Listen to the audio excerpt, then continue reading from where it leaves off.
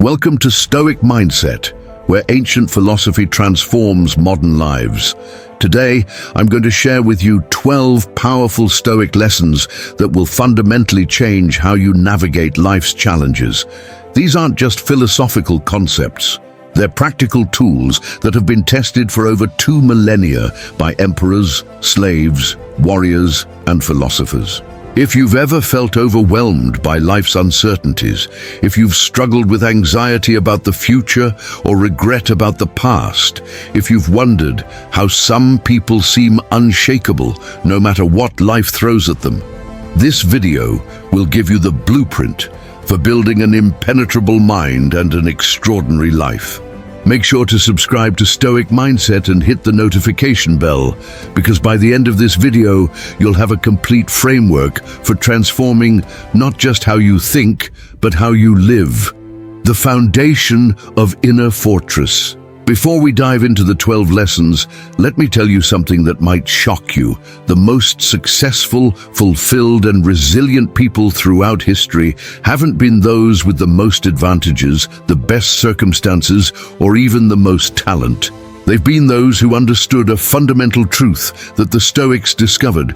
Your power doesn't come from controlling the world around you. It comes from mastering the world within you. Marcus Aurelius ruled the Roman Empire at its peak, facing plagues, wars, and betrayals. Yet his personal writings, now known as Meditations, reveal a man of profound peace and wisdom. Epictetus was born a slave, physically disabled, yet became one of the most influential philosophers in history. Seneca lost everything multiple times, was exiled, and eventually forced to take his own life. Yet his letters on ethics and the good life continue to inspire millions. What did these men know that we don't? They understood that an impenetrable life isn't built on external fortifications. It's built on internal principles. The modern world has convinced us that we need more money, more recognition, more control over external circumstances to be secure and happy. But the Stoics understood that this is a trap. The more you depend on external things for your well-being, the more vulnerable you become. Every external dependency is a potential point of failure. But when you build your life on internal principles, when you develop what the Stoics called an inner citadel, you become truly impenetrable. Not because nothing bad can happen to you, but because nothing that happens to you can destroy your capacity to live well. Lesson 1. The Dichotomy of Control. The first and most fundamental lesson is what Epictetus called the Dichotomy of Control. This single concept, properly understood and applied, can eliminate 90% of your anxiety and frustration overnight. Here's the principle.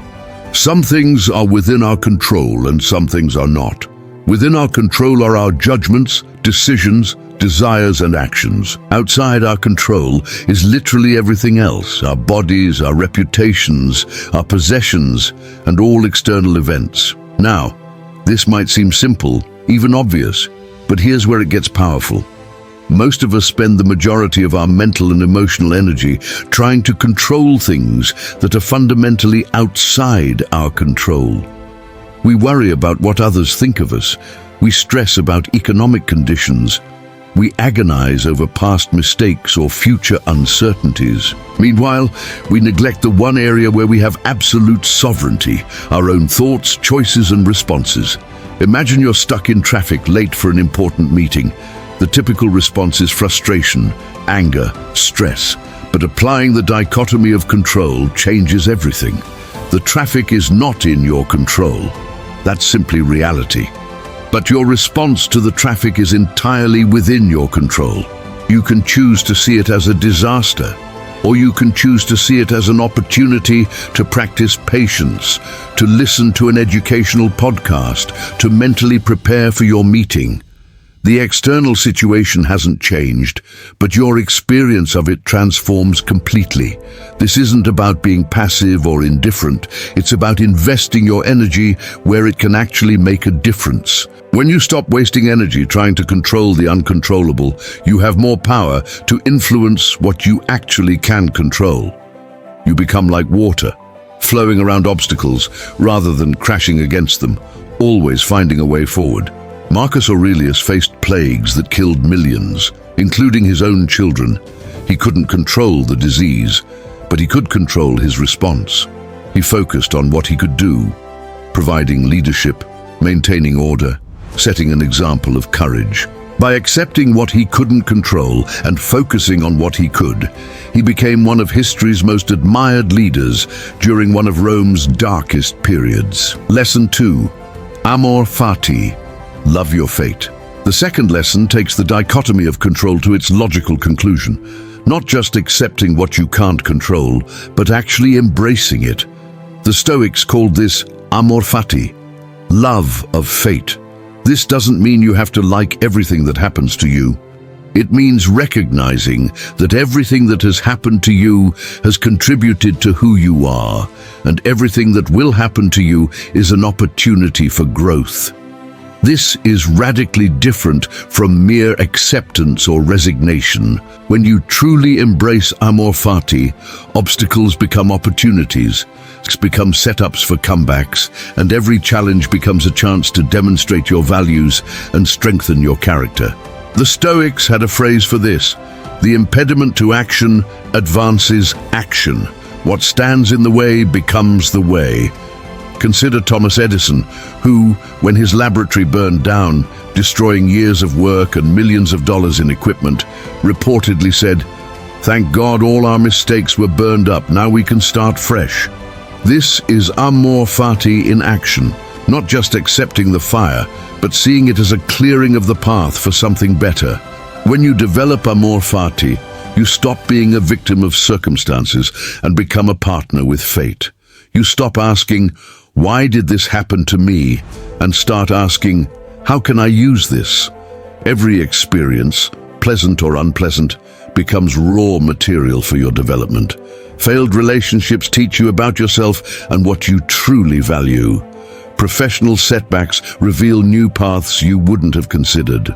Health challenges force you to develop disciplines that make you stronger in the long run. This doesn't mean you seek out suffering or don't try to improve your circumstances. It means that when life inevitably delivers challenges, you meet them not with resistance, but with curiosity and even gratitude. You understand that the universe isn't happening to you, it's happening for you, providing exactly the experiences you need to become who you're capable of becoming. Lesson 3. Memento Mori. Remember death. The third lesson is perhaps the most sobering yet liberating of all Stoic practices. Memento Mori. Remember that you will die. In our death-phobic culture, this might seem morbid or depressing. But for the Stoics, regular contemplation of mortality wasn't about being gloomy. It was about being alive. When you truly understand that your time is limited, every moment becomes precious, every decision becomes important, and every day becomes an opportunity. Seneca recommended that we tell ourselves each night that we might not wake up, and each morning that we might not make it to evening. Not to create anxiety, but to create appreciation. When you know that this conversation with a loved one might be your last, you're fully present. When you understand that this project might be your final contribution, you give it your best effort. When you recognize that this day might be your last, you don't waste it on trivial pursuits or petty grievances. Steve Jobs famously said that remembering he would die was the most important tool he'd ever encountered for making the big choices in life. Because almost everything, all external expectations, all pride, all fear of embarrassment or failure, these things just fall away in the face of death, leaving only what is truly important. Memento Mori also provides perspective on our problems. That embarrassing mistake that's keeping you up at night. In the face of mortality, it's insignificant, That person who wronged you that you're holding a grudge against? Life is too short for resentment. That dream you've been putting off because you're afraid of failure. The real failure is reaching the end of your life with regrets about what you didn't try. This practice transforms procrastination into action, fear into courage, and complacency into urgency. When you truly internalize that you're going to die, you stop living as if you have unlimited time. You stop putting off important conversations, meaningful work, and genuine experiences. You stop trading your limited hours for things that don't truly matter to you. Lesson 4. The view from above. The fourth lesson involves a powerful mental exercise that Marcus Aurelius frequently practiced, taking the view from above. This involves imaginatively rising above your immediate circumstances and seeing them from a cosmic perspective. When you zoom out far enough, your problems that seemed overwhelming become manageable, your anxieties that seemed justified become absurd, and your place in the grand scheme becomes clear. Imagine rising above your current situation, above your building, your city, your country, above the earth itself.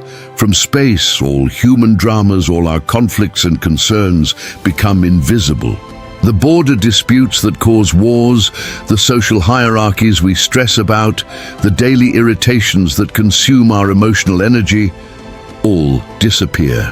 This isn't to say these things don't matter, but to provide perspective on how much they should matter. This cosmic perspective does something profound. It simultaneously humbles and empowers you. It humbles you by showing how small you are in the grand scheme, removing the pressure to be perfect or to have everything figured out. But it also empowers you by showing that if you're this small, then your mistakes, embarrassments, and failures are also small. You're free to take risks, to fail, to try again, because in the cosmic view, it's all part of a much larger story. The view from above also reveals the interconnectedness of all things. From this perspective, you see that you're not separate from the universe, but part of it. Your atoms were forged in stars, your body is made from the earth. Your consciousness is part of the same fabric as everyone else's. This understanding dissolves the illusion of separation that causes so much suffering. You realize that helping others is helping yourself, that contributing to the whole contributes to your own well-being. When you regularly practice this perspective shift, daily stresses lose their grip on you. The traffic jam that would normally frustrate you becomes just a temporary clustering of vehicles on a small road on a spinning planet. The workplace conflict that's been consuming your thoughts becomes just one tiny interaction among billions happening at this moment. This doesn't make you indifferent. It makes you wise about where to invest your emotional energy. Lesson 5. Voluntary hardship. The fifth lesson is one that our comfort-obsessed culture desperately needs: the practice of voluntary hardship. The Stoics understood that comfort, while pleasant, makes us soft and vulnerable. When we never experience discomfort by choice, we're devastated when it arrives without choice. But when we regularly practice voluntary hardship, we build resilience, confidence, and freedom. Seneca, despite being one of the richest men in Rome, would regularly spend days living like a pauper, sleeping on the floor, eating simple food, wearing rough clothes. Not as punishment, but as training. He was proving to himself that losing his wealth wouldn't destroy him, that he could be content with very little. This practice removed the fear of loss that paralyzes so many wealthy people and freed him to take risks and make decisions based on principle rather than fear. Modern forms of voluntary hardship might include cold showers, fasting, intense exercise, or deliberately choosing the harder option when easy ones are available. The point isn't suffering for its own sake, it's building your capacity to handle discomfort. It's proving to yourself that you're tougher than you think, that comfort is nice but not necessary, that you can thrive even when conditions aren't ideal. This practice also reveals how little we actually need to be content. When you fast, you discover that hunger isn't an emergency. When you take cold showers, you learn that discomfort is temporary and manageable. When you sleep on the floor, you realize that luxury is optional. Each practice chips away at the dependencies that make you vulnerable and builds the self-reliance that makes you strong. Voluntary hardship also makes you grateful for what you normally take for granted. After sleeping on the floor, your bed feels luxurious. After fasting, simple food tastes incredible. After cold exposure, warmth feels like a blessing. This gratitude isn't theoretical, it's visceral, felt in your bones. You stop taking comfort for granted and start appreciating it as the gift it is. Lesson 6. The inner citadel. The sixth lesson involves building what the Stoics called the inner citadel, an impregnable fortress of the mind that no external force can breach. This isn't about becoming cold or disconnected. It's about developing an unshakable core of values, principles, and self-reliance that remains stable regardless of external circumstances. Your inner citadel is built on the recognition that your true self, your capacity to choose, to think, to maintain your values, cannot be touched by external forces without your permission.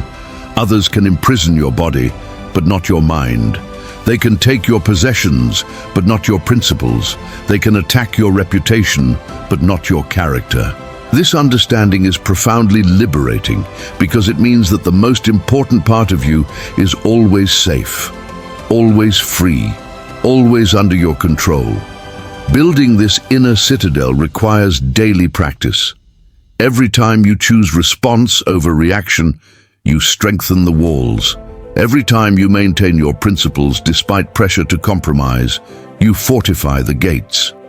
Every time you find peace in chaos, contentment in scarcity, or meaning in suffering, you add another stone to the foundation. This inner citadel becomes your refuge during life's storms. When the world feels chaotic, you can retreat to this space of clarity and calm. When others try to manipulate or control you, you stand firm in this fortress of self-determination. When circumstances strip away external supports, you discover that your true strength was always internal. The inner citadel also changes how you engage with the world. When you know you have an impregnable retreat, you can venture out boldly. You can take risks because failure can't destroy you. You can love deeply because loss can't break you. You can commit fully because disappointment can't define you. The fortress doesn't isolate you. It liberates you to engage with life fully. Lesson 7. Negative visualization. The seventh lesson involves a practice that might seem pessimistic, but is actually profoundly practical. Negative visualization, or Premeditatio Malorum, as the Stoics called it. This involves deliberately imagining loss, failure, and worst-case scenarios, not to create anxiety, but to eliminate it. When you've already thought through and accepted the worst that could happen, you're free from the fear of it happening. Every morning, spend a few moments imagining losses, losing your job, your relationship ending, your health declining. Don't dwell on these thoughts or catastrophize, but simply acknowledge them as possibilities and consider how you would respond. What would you do?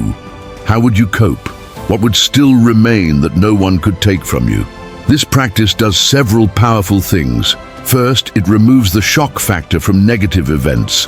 When something bad happens that you've already visualized and accepted, you respond with, "I knew this was possible," rather than, "I can't believe this is happening."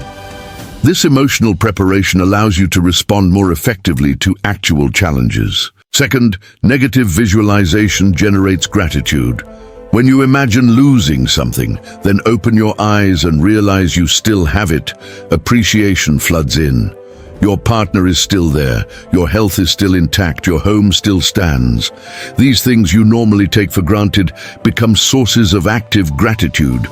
Third, this practice reveals what truly matters. When you imagine various losses, you discover that some would devastate you while others would barely affect you. This clarity helps you invest your energy appropriately, protecting and nurturing what truly matters while holding loosely to what doesn't. Lesson 8. The discipline of desire. The eighth lesson addresses one of the primary sources of human suffering: undisciplined desire. The Stoics understood that suffering comes not from not having what we want, but from wanting what we don't have. The discipline of desire isn't about eliminating all wants, but about wanting what you have while working toward what you want. This paradox is crucial to understand. The Stoics weren't advocating for passivity or lack of ambition. Marcus Aurelius ran an empire, Seneca built enormous wealth, Epictetus founded an influential school. They had goals and worked toward them. But they understood the difference between preference and attachment, between working toward something and needing it for happiness. When you master the discipline of desire, you can pursue goals without being enslaved by them. You can want success without needing it for self-worth. You can seek wealth without believing it will make you happy. You can desire health while accepting illness if it comes. This freedom from desperate need actually makes you more likely to achieve your goals because you're operating from abundance rather than scarcity. The discipline of desire also involves examining why you want what you want. Often, our desires aren't really our own. They're programmed by society, media, or comparison to others. When you dig deeper, you might discover that what you thought you wanted isn't aligned with your values at all. The promotion that requires sacrificing family time, the luxury car that impresses people you don't even like, the lifestyle that looks good on social media but feels empty in reality. Lesson 9. The power of perception. The ninth lesson reveals one of the most transformative Stoic insights. It's not events themselves that disturb us, but our judgments about events. Shakespeare, influenced by Stoic philosophy, put it this way: "There is nothing either good or bad, but thinking makes it so." This isn't relativism or denial of reality. It's recognition that our experience of reality is shaped by our perception of it. Two people can experience the exact same event and have completely different responses. One person loses their job and sees catastrophe. Another sees opportunity. One person faces criticism and feels destroyed. Another sees valuable feedback. One person encounters obstacles and gives up. Another sees resistance training. The event is the same, but the perception, and therefore the experience, is completely different. This power of perception is your greatest tool for creating an impenetrable life. When you understand that you're the author of your experience through the stories you tell yourself about what happens, you reclaim enormous power. You stop being a victim of circumstances and become the creator of meaning. This doesn't mean deluding yourself or pretending bad things are good. It means finding the most empowering, useful perception available. When facing illness, you can perceive it as pure suffering, or you can perceive it as an opportunity to develop patience, to appreciate health, to connect with others who are suffering. The illness remains, but your experience of it transforms. Developing this power requires vigilance. You must catch yourself when you're automatically assigning negative meanings to neutral events. That person who didn't text back isn't necessarily ignoring you. They might be busy. That setback isn't necessarily a disaster. It might be redirection towards something better. That criticism isn't necessarily an attack. It might be a gift of perspective. Lesson 10. Strategic humility. The 10th lesson involves developing what I call strategic humility, the recognition that you don't know as much as you think you do, and that this ignorance is actually a strength. The Stoics, influenced by Socrates, understood that wisdom begins with admitting what you don't know. This isn't false modesty or self-deprecation. It's an accurate assessment of the limits of human knowledge and the complexity of reality. When you embrace strategic humility, several powerful shifts occur. First, you become genuinely curious rather than defensively certain. You ask questions instead of making assertions. You listen to understand rather than to refute. This makes you not only more likable, but more intelligent, as you're constantly learning rather than protecting existing beliefs. Second, strategic humility protects you from the blindness of ego. When you think you know everything, you stop paying attention. You miss crucial information, ignore warning signs, and make preventable mistakes. But when you maintain humility about your knowledge, you stay alert, adaptive, and aware. You see what the overconfident miss. Third, this humility makes you anti-fragile in the face of being wrong. When your identity isn't tied to being right, being wrong doesn't threaten you. You can admit mistakes quickly, change course when needed, and update your beliefs when presented with better information. This flexibility is a superpower in a rapidly changing world. Strategic humility also improves your relationships dramatically. People trust those who can admit they don't know everything. They respect those who can say, "I was wrong" or "I don't know," without ego damage. They're drawn to those who are secure enough to be uncertain. Lesson 11. The practice of virtue. The 11th lesson brings us to the core of Stoic philosophy. The practice of virtue. For the Stoics, virtue wasn't an abstract concept, but a daily practice. They identified 4 cardinal virtues: wisdom, the ability to make good decisions; justice, treating others fairly; courage, doing what's right despite fear; and temperance, self-control and moderation. Every action, every decision, every response is an opportunity to practice these virtues. What makes virtue so powerful is that it's entirely within your control and can never be taken from you. External goods, wealth, health, reputation can be lost. But your commitment to virtue, your choice to act wisely, justly, courageously, and temperately is always available. This makes virtue the only reliable source of lasting fulfillment and self-respect. Practicing virtue also simplifies decision-making tremendously. Instead of calculating what will make you happiest or most successful, you simply ask, what would a virtuous person do here? What action aligns with wisdom, justice, courage, and temperance? This framework cuts through complexity and provides clear guidance even in difficult situations. The practice of virtue also makes you invaluable to others. In a world of people driven by self-interest, someone committed to virtue stands out dramatically. You become the person others trust with important matters, seek out for advice, and want to associate with. Your reputation for virtue becomes more valuable than any resume or credential. But here's the crucial point. Virtue must be practiced for its own sake, not for the benefits it brings. The moment you're being virtuous to get something, approval, success, rewards, you've stopped being virtuous and started being manipulative.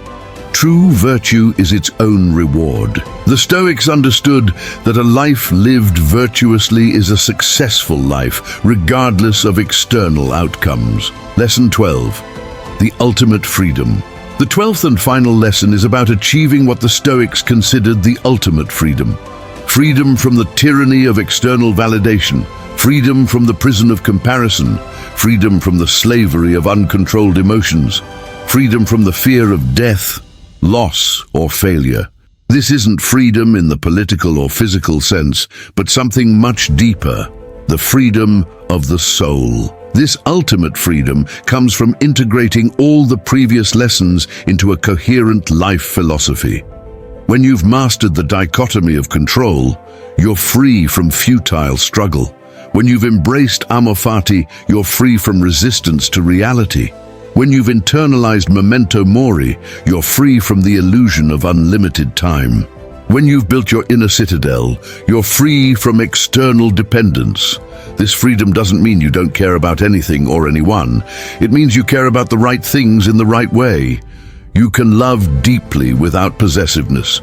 You can strive greatly without desperation. You can commit fully without attachment to outcomes. This is the paradox of Stoic freedom. By accepting constraints on what you can control, you achieve unlimited freedom in how you respond. The ultimate freedom also means you're no longer at war with reality. You're not constantly wishing things were different, people were better, or life was easier. You accept reality as it is while working to influence what you can.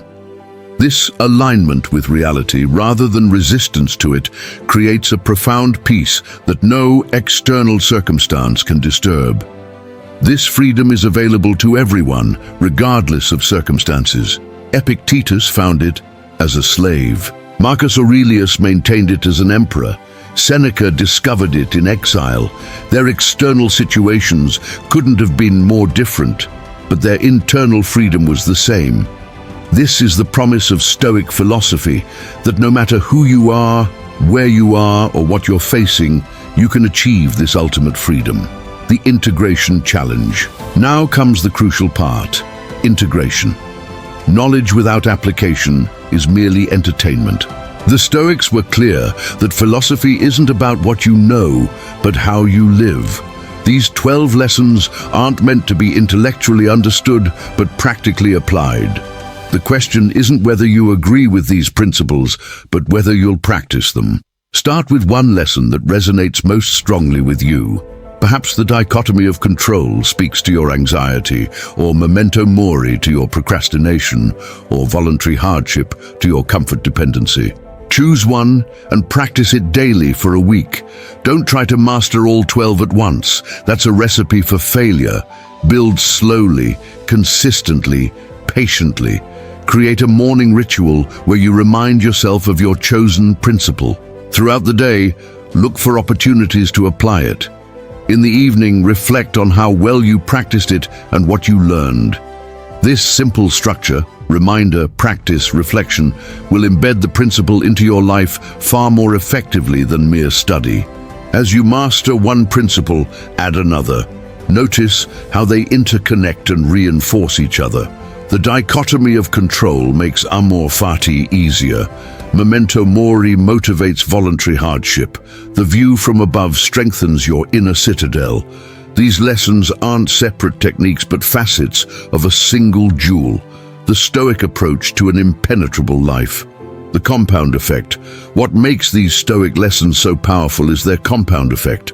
Each day you practice them, you become slightly stronger, slightly wiser, slightly more free. These small improvements might seem insignificant at first, but they compound over time into dramatic transformation. The person who practices these principles for a year becomes unrecognizable to who they were before. This compound effect extends beyond personal transformation. As you become more stoic in your approach to life, you influence those around you. Your calm in chaos calms others. Your courage in difficulty inspires courage in others. Your virtue in a world of vice reminds others of their better nature. You become what Marcus Aurelius called a rock in the sea, unmoved by the waves while providing stability for others. The compound effect also builds resilience reserves. Each challenge you face with Stoic principles strengthens you for the next challenge. Each loss you accept with grace makes future losses less threatening. Each fear you face with courage makes you braver. You're not just handling individual situations better, you're becoming someone who handles all situations better. The modern application. These ancient lessons aren't museum pieces, they're urgently needed modern tools. In an age of social media comparison, the view from above provides perspective. In a culture of comfort addiction, voluntary hardship builds strength. In a world of external validation seeking, the inner citadel provides stability. In times of rapid change, Stoic principles provide unchanging wisdom. Consider how these lessons apply to modern challenges. Facing job uncertainty, the dichotomy of control helps you focus on improving your skills rather than worrying about economic conditions. Dealing with social media anxiety, Memento Mori reminds you that likes and followers are trivial in the face of mortality. Struggling with consumer culture, the discipline of desire helps you want what you have rather than constantly craving more. These principles also enhance modern opportunities. Building a business, Stoic resilience helps you weather the inevitable setbacks. Pursuing education, Strategic humility keeps you learning rather than assuming you know. Creating relationships? The practice of virtue makes you someone worth knowing. The Stoics didn't retreat from the world. They engaged with it fully, and these principles will help you do the same. The call to adventure. As we conclude this exploration of 12 Stoic lessons for an impenetrable life, understand that you're standing at a threshold. Behind you is the life you've known, reactive, vulnerable to external circumstances, dependent on things outside your control for happiness and security. Ahead of you is the possibility of something different, a life of principle, purpose, and unshakable inner strength. This isn't an easy path. It requires daily practice, constant vigilance, and the courage to go against cultural conditioning. You'll fail regularly, forget principles, and fall back into old patterns. The Stoics knew this. They called philosophy a lifelong practice, not a destination. The goal isn't perfection, but progress, not mastery, but improvement. But here's what makes this journey worth taking. It's the only path to genuine freedom and fulfillment. Everything else, wealth, success, pleasure, even relationships, can be taken from you. But the strength you build through these practices, the character you develop, the wisdom you gain, these become part of you in a way that no external force can remove. Your next action, if you've made it this far, you've already demonstrated something important: the patience and focus to engage with deep ideas rather than seeking quick fixes. This quality alone sets you apart.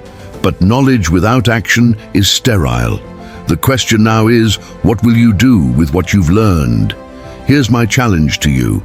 Choose one of these 12 lessons and commit to practicing it for the next 7 days. Just one. Write it down somewhere you'll see it every morning. Set a reminder on your phone to check in with yourself about it. Share your commitment with someone who will hold you accountable. Make it real. Make it specific. Make it happen. Document your experience. Notice what changes, what challenges arise, what insights emerge. You're not just learning philosophy, you're conducting an experiment in living. You're testing whether ancient wisdom can transform modern life. You're discovering whether you have what it takes to build an impenetrable life. Subscribe to Stoic Mindset if you haven't already. Not because I need your subscription, but because you need the regular reminder that there's a different way to live. Hit the notification bell so you don't miss the practical applications, deep dives, and real-world examples that will support your practice. Like this video if it's provided value. Your engagement helps others discover these life-changing principles. But more importantly than any of that, share this video with someone who needs it. Maybe it's a friend going through difficulty who needs to hear about Amor fati. Maybe it's a family member paralyzed by anxiety who needs to understand the dichotomy of control. Maybe it's a colleague struggling with purpose who needs to discover the practice of virtue. Be the person who introduces others to wisdom that can change their lives. The final wisdom. Remember, the goal isn't to become emotionless or indifferent. The goal is to become fully alive, engaged with life but not enslaved by it, caring deeply but not desperately, striving greatly but not anxiously. The Stoics weren't trying to eliminate human nature, but to perfect it, not to escape life, but to master it. The impenetrable life isn't about building walls that keep everything out. It's about building strength that can handle anything that comes in. It's about becoming someone who doesn't need life to be easy to be happy, who doesn't need circumstances to be perfect to be content, who doesn't need others' approval to know their worth. This is the promise of Stoic philosophy. Not that life will become easy, but that you will become capable. Not that challenges will disappear, but that you will become anti-fragile. Not that you'll never suffer, but that you'll find meaning in suffering. Not that you'll control everything, but that you'll master what matters, yourself. The ancient Stoics lit a torch over 2,000 years ago. Through war and peace, prosperity and poverty, empire and collapse, that flame has been kept alive by those who understood its value.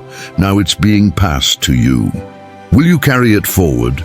Will you become someone who doesn't just study Stoicism, but lives it? Will you build an impenetrable life, not through external fortifications, but through internal strength?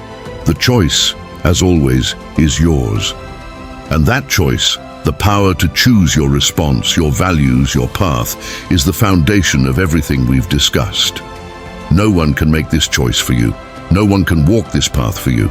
But if you choose to walk it, you join a tradition of some of history's greatest thinkers, leaders, and human beings. Thank you for joining me on Stoic Mindset for this deep exploration of Stoic wisdom.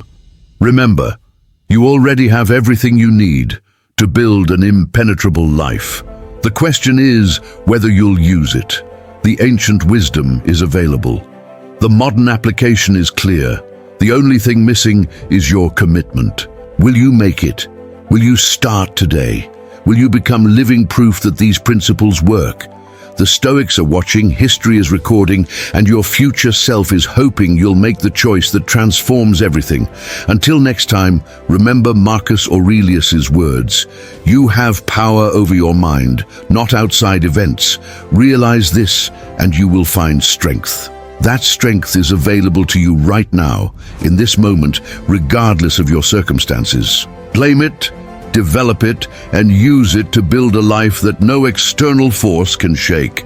Live well, live wisely, and most importantly, live according to your principles. This is Stoic Mindset, and this is your invitation to an impenetrable life.